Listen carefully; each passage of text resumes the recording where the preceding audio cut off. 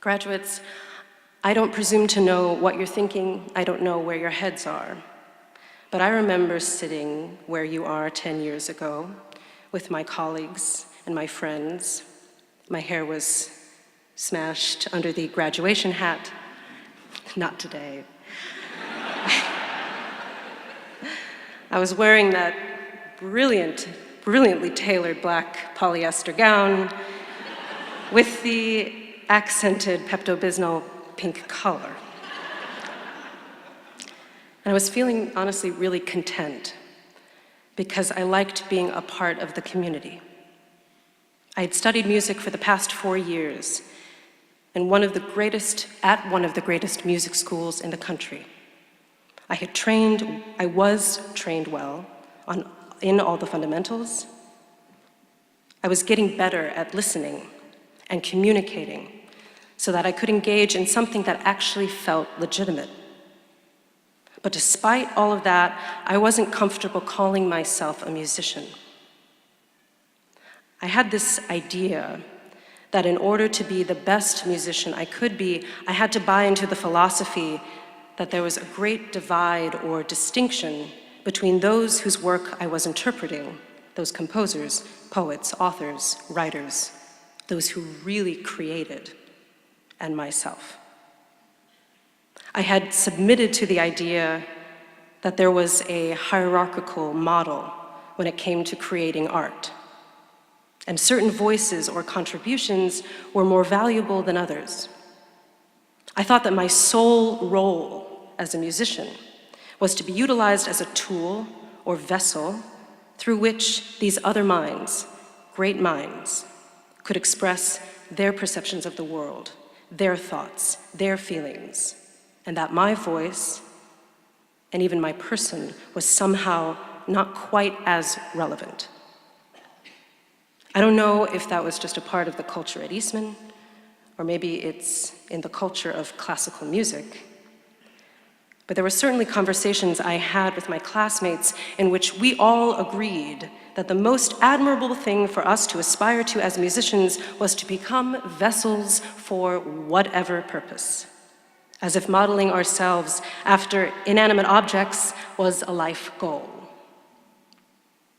But we are human beings, as were and are all of those individuals whose work we most admire.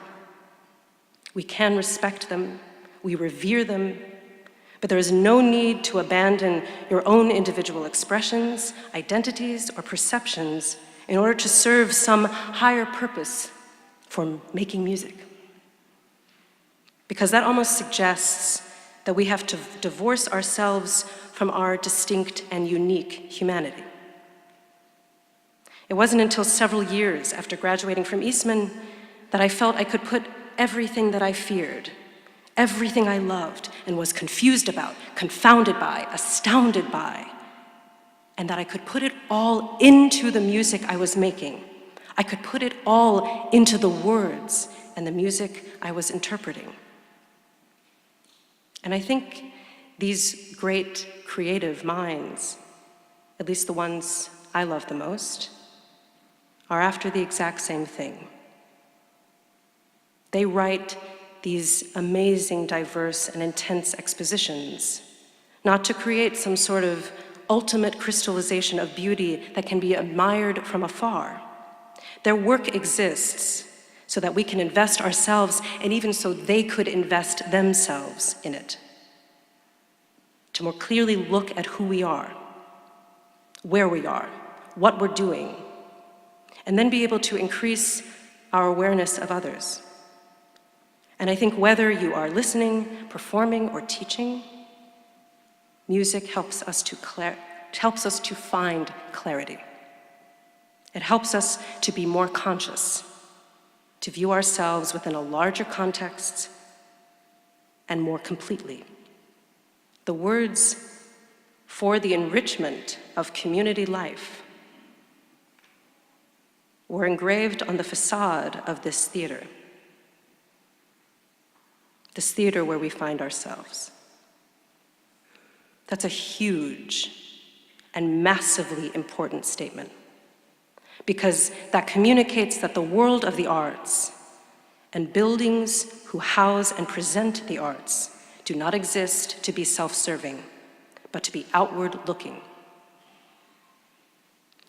I hope for everyone in this theater that you find and you feel confident moving forward in your work, because today doesn't solely need to be centered around your achievements here at Eastman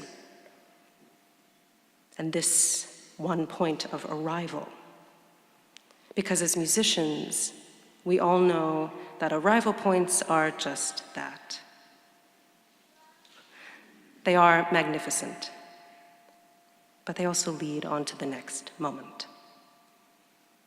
This is not a day of arrival, but one of launching, hence the commencement address. I am so excited to stand amongst you today as a musician, even if some of you don't yet know how to define what being a musician is. I hope you never feel that you need to silence yourself, or that your voice isn't your voice isn't as valuable as another. There is no authority who should oversee freedom of expression or determine who should be given the space to express themselves fully. And if you do feel that that should be the case, or that you yourself want to be that overseer, please ask yourself, am I a musician? Because musicians don't just want to be listened to. They leave space and time to listen to others and to really hear them. Congratulations.